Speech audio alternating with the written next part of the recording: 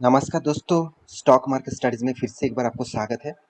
तो आज यहाँ पे मैं बात करूँगा एक प्राइवेट बैंक के बारे में। देखा जाए तो ये एक बहुत छोटा बैंक है।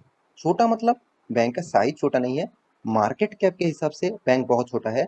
अराउंड 2 से 2,500 करोड़ का मार्केट कैप है। बहुत छोटा बैंक है। कंपनी देखा जाए तो एक स्मॉल कैप टाइप कंपनी है। और इस कंपनी के बारे में आज बात करूंगा क्योंकि बहुत सारे दोस्तों ने कमेंट किया, सर कंपनी का प्राइस अभी एक बहुत सस्ते में मिल रहा है, अराउंड 100 डिजिट से भी कम, मतलब 100 पॉइंट से भी कम। तो क्या इस कंपनी के ऊपर निवेश अभी करना चाहिए? क्योंकि बहुत मैं रिक्सी प्लेयर हूँ कि मैं रिक्स लेना चाहता हूँ। तो क्या इस कंपनी के ऊपर, बैंकिंग के ऊपर निवेश करना चाहिए? तो देखिए, आज मैं इस कंपनी के ऊपर बहुत सारा इन्फॉर्मेशन आपको दिखाने वाला हूँ, जो इन्फॉर्मेशन देखकर आपको खुद ही पता चल जाएगा कि इस कंपनी के ऊपर निवेश करना चाहिए कि नहीं चाहिए। तो वीडियो को लास्ट तक जरूर देखिएगा, स्किप मत करिएगा। अगर स्किप कर देंगे तो आपको पता नहीं चलेगा एक्चुअली कंपनी के अंदर क्या चल रहा है और कंपनी के ऊपर निवेश करने के बाद आपको क्या होने वाला है। तो वीडियो को लास्ट तक देखिएगा और अभी तक अपने चैनल को सब्सक्राइब नहीं किया तो जरूर सब्सक्राइब कर लेना। साथ ही साथ बेल आइकन को हिट कर देना क्योंकि आपको नोटिफिकेशन कंटिन्यू मिलता रहे। तो साथ ही साथ आप टेलीग्राम को भी ज्वाइन करना, उसका लिंक आपको नीचे मिल जाएगा। और हाँ, अभी तक डीमैट अकाउंट ओपन नहीं किया तो उसका भी लिंक आपको नीचे मिल जाएगा। तो देखिए, सबसे पहले मैं चार्ट पैटर्न के ऊपर आ चुका हूँ। देखिए, चार्ट पैटर्न में मैं आपको कुछ चीज दिखाऊंगा। देखिए, कंपनी जब से स्टार्ट हुआ था, अराउंड कंपनी का स्टार्टिंग पीरियड था 2014, और वो भी जनवरी फरवरी मंथ के अंदर। तो 2014 के अंदर कंपनी स्टार्ट हुआ था। और आप देखेंगे उसके बाद कंपनी में कितना शानदार एक मूवमेंट देखने को मिला था। उसके बाद छोटा सा रिकवरी, उसके बाद फिर से शानदार रैली देखने को आपको मिला था। मगर क्या हुआ, जो कंपनी करीबन करीबन 250 में चल रहा था, आज वो अराउंड 75 रुपीज समथिंग में चल रहा है। तो उसके बाद कंटिन्यूअली क्रैश होते गए। हाँ, आप कहेंगे सर यहाँ पे लॉकडाउन स्टार्ट हुआ था इसलिए कंपनी को क्रैश हुआ, मानता हूँ। फिर भी उसके बाद देखिए कंपनी ने रिकवरी नहीं किया। इसको रिकवरी नहीं बोलते हैं, क्योंकि रिकवरी आप कोई ना कोई छोटा बैंक भी उठा के देख लीजिए, वो भी अच्छा खासा रिकवरी किया है। हाँ, आप पीएसयू को छोड़ दीजिए, पीएसयू मतलब जितने सारे एसबीआई को, एसबीआई पीएसयू को छोड़कर आप कोई भी पीएसयू उठा के देख लेना, वो इतना इसी तरीके से परफॉर्मेंस किया है। मगर ये एक प्राइवेट बैंक होने के नाते भी, तो इस तरीके से परफॉर्मेंस होने के पीछे कारण क्या है, लॉजिक क्या है, चलो मैं आज उसके ऊपर डिस्कस करूंगा। तो शायद आपको लग रहा है कि चलो कंपनी का प्राइस 75 रुपीज है, तो चलो मैं आज इसके ऊपर जबरदस्त इन्वेस्ट कर दूं, चलो इसके ऊपर मैं 50,000 से 1 लाख रुपया निवेश कर दूं। तो मेरे फंड अगर 75 से अगर 150 तक फिर से चला गया तो मेरे फंड डबल हो जाएगा, मैं निकल जाऊंगा। ऐसे बिल्कुल सोच के इन्वेस्ट मत करना, ऐसे बिल्कुल सोच के इन्वेस्ट मत करना। इसी कारण क्या है, चलो मैं आज आपको डिस्कस करता हूँ। सबसे पहले मैं कंपनी के कुछ इन्फॉर्मेशन आपको दिखा देता हूँ। देखिए, कंपनी के इन्फॉर्मेशन के बारे में बात करूँ तो डीसीबी बैंक जो है, वो देखा जाए तो एक प्राइवेट बैंक है और एक बैंकिंग फाइनेंस के ऊपर काम करते हैं। और कंपनी कौन सा प्रोडक्ट बेचते हैं आप देख सकते हैं, कंज्यूमर बैंकिंग। तो कंज्यूमर बैंकिंग, एग्रीकल्चर एंड, यहाँ पे देखिए इंक्लूसिव बैंकिंग, साथ ही साथ देखिए corporate banking, finance and insurance, यहाँ पे देखिए mortgage loan, private banking, wealth management, investment banking. तो कंपनी का सबसे ज्यादा रेवेन्यू कहाँ से आता है आप जानते हैं? कंपनी के ज्यादा रेवेन्यूज एग्रीकल्चर का मतलब बैंकिंग से आते हैं। तो यहाँ से ही कंपनी की हालत खराब होने स्टार्ट हो गया। क्यों? चलो मैं आपको बताता हूँ। तो कंपनी के डिटेल्स आप यहाँ पे देख सकते हैं, पूरा डिटेल्स आपके सामने ही है। तो आप डिटेल्स चेक करने के बाद मैं जो चीज़ आपको दिखाने वाला हूँ, देखिए सबसे पहले मैं बैंकिंग का जो मेन इंपॉर्टेंट पॉइंट्स में देखता हूँ वो है कंपनी का कासा रेशियो, मतलब बैंकिंग का कासा रेशियो। तो कासा रेशियो क्या होते हैं? एक्चुअली देखा जाए तो कासा रेशियो एक बहुत इंपॉर्टेंट पार्ट्स है, मतलब सॉरी, एक इंपॉर्टेंट पॉइंट्स है बैंकिंग के लिए, कि बैंकिंग किस बेसिस से मतलब कस्टमर से पैसा कलेक्ट कर रहा है। देखिए, उसके पास अगर पैसा नहीं आएगा तो वो लोगों को लोन कहाँ से देंगे, वो लोगों को लोन कहाँ से देंगे, और उस लोन से वो पैसा कहाँ से कमा पाएंगे। तो देखिए, इस बैंक का जो कासा रेशियो है वो 18.92 है, मतलब मान के चलिए 19% इसका कासा रेशियो है, जो एक अच्छा नहीं माना जाता है। कितना कासा रेशियो? अराउंड 25% से ऊपर होना चाहिए, तभी आपको एक अच्छा खासा माना जाता है। फिर भी देखिए, 19% भी कोई खराब नहीं है, मान के चलिए। कासा रेशियो क्या होते हैं? कंपनी के ऊपर, बैंकिंग के ऊपर सेविंग्स एंड करंट अकाउंट, जितने सारे सेविंग्स एंड करंट अकाउंट होते हैं, उस बेसिस से देखा जाए, जिस उस बेसिस से देखा जाए तो सेविंग्स एंड करंट अकाउंट का जो अमाउंट्स है, वो अमाउंट्स देखा जाए तो मार्केट में मतलब जो अमाउंट्स है वो मार्केट से कितना बैंक के पास आ रहा है। क्योंकि देखिए सेविंग्स एंड करंट अकाउंट से ही पैसा बैंक के पास आते हैं, उस पैसे से ही वो लोन देते हैं दूसरों को और वहां से प्रॉफिट कमाता है। और देखिए सेविंग्स करंट अकाउंट में तो कोई इंटरेस्ट नहीं देना पड़ता है। सेविंग अकाउंट्स में मान के चलिए 5% इंटरेस्ट देना पड़े, मैं एक ज्यादा बता रहा हूँ, फिर भी देखिए 3% से 3 साढ़े 3% से भी ज्यादा नहीं, चलो 3.5% का इंटरेस्ट उसको देना पड़ रहा है बैंकिंग को। तो वो इस पैसे को लेकर जो लोन दे रहा है उस लोन से अराउंड मान के चलिए 8% लोन दे रहा है। अलग अलग लोन्स है, जैसे एजुकेशन लोन हो गया, बैंक मतलब कोई हाउसिंग लोन हो गया, कोई भी कार खरीदने के लोन हो गया, कोई भी मतलब कोई भी चीज खरीदने के लोन हो गया। तो अलग अलग सेक्टर में अलग अलग लोन्स होते हैं।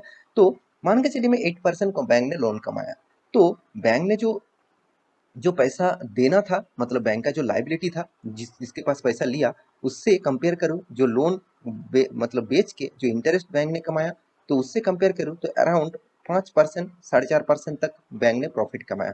तो यही है मेन मेन पॉइंट्स जो है कासा रेशियो। कासा रेशियो जितना ज्यादा होगा, जितने पैसा बैंकिंग के पास आएगा, वो उतना पैसा मार्केट को दे पाएंगे, तो उसके बाद उसके हिसाब से उसको पैसा ज्यादा मिलेगा।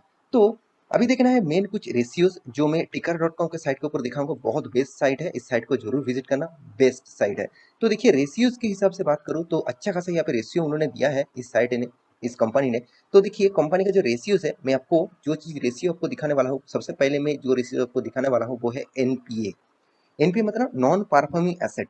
तो बैंकिंग जितने लोन बांटे हैं, मतलब जितने लोन कस्टमर को दिया है, वो लोन से कितना पैसा वो मार्केट से नहीं उठा पा रहा है, मतलब वो पैसा शायद बैंकिंग को और कभी ना भी मिल सकते हैं, इस तरीके से पैसा कितना है, अराउंड 1.97।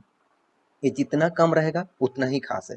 मान के चलिए आप आपके दोस्त को, मान के चलिए आप 1 लाख रुपया आपको दोस्त को दिया, आपको दोस्त 1 लाख रुपया तो ले लिया, आपको प्रॉमिस किया कि चलो मैं उसको इंटरेस्ट देकर मैं तेरे को 1 लाख 5,000 रुपया ईयर में दे दूंगा, 1 साल के बाद मैं आपको दे दूंगा। तो आपको आपका दोस्त आपको छोटा छोटा कर करके मतलब रिटर्न किया 1 साल के अंदर, और वो 80,000 तक आपको रिटर्न कर पाए। मतलब आपका जो टोटल अमाउंट है उनमें से 20,000 रुपया तो आपको नहीं मिला, उसके प्लस 5,000 रुपया आपका जो मतलब इंटरेस्ट मिलने वाला था वो भी नहीं मिला, अराउंड 25,000 रुपया आपको नहीं मिला। तो देखिए 25,000 छोड़ ही दीजिए, मेन अकाउंट का जो फिगर है 20 मतलब थाउजेंड का, वो अभी तक नहीं आया। तो इसका मतलब ये जो लॉस है, इस लॉस को बोलता है एनपीए। तो एनपीए जितना कम होगा बैंकिंग के लिए उतना खास है। तो इस कंपनी का एनपीए मुझे थोड़ा सा ज्यादा लग रहा है। अभी return of asset, return of asset कितना, मतलब कंपनी के देखिए दो चीज होते हैं, एक है लाइबिलिटी, एक है एसेट। मतलब एसेट किसको बोलेंगे, एसेट जो बैंकिंग ने लोन दिया उसको एसेट बोलूंगा, क्योंकि लोन देने के बाद बैंकिंग के हाथ में पैसा आने वाला है, वो एक एसेट है। और लाइबिलिटीज को अपना, जितना लोग सेविंग अकाउंट बनाते हैं, एफडी बनाते हैं, तो उसका जो इंटरेस्ट है बैंकिंग को पे करना पड़ेगा, तो वो है लाइबिलिटी।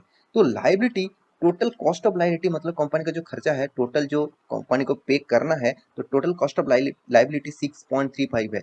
देखिए जिस कंपनी का कासा रेशियो कम है, जिसका एनपीए ज्यादा है, और उसका मतलब लाइबिलिटी ज्यादा है, मतलब सोच लीजिए बैंकिंग के ज्यादा पैसा वो कस्टमर को देना पड़ रहा है। तो ये एक नेगेटिव पॉइंट्स में जरूर कहूंगा। देखिए मेरे हिसाब से आपको पॉइंट्स बता रहा हूँ, आपको सही लगे कि गलत लगे वो आप डिसीजन लेना।